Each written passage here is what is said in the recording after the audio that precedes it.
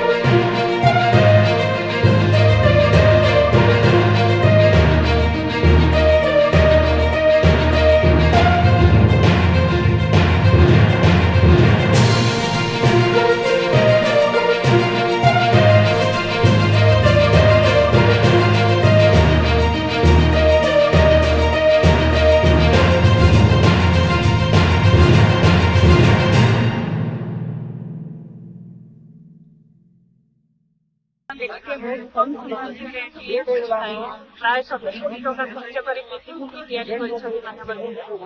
तेणु से आशा ओडार विभिन्न कल देखिए जयपुर से कनेक्ट कराई उत्कल से कनेक्ट कराई उड़ान लगे देख उड़ान केन्द्र सरकार ओडा प्रस्ताव जीव तेणु केन्द्र सरकार सामिल करेंगे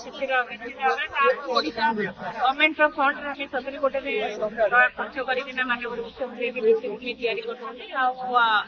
स्टेट फंड माने साइड चलो उड़ान योजना लगे प्रचेषा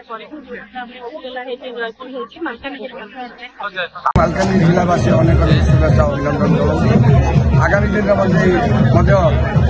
जो विकास पथ माननीय मुख्यमंत्री मालकानगिरी जिला को अनेक धन्यवाद शुभेच्छा किंतु आमर अति जरूरी काम चलिए बर्तमान स्टेज आज शुभारंभ हो अल्प दिन आम जहाँ भी माइनर काम जहाँ बाकी रही सैला उड़ानटा Malkangiri Santosh Behera report Odisha news room.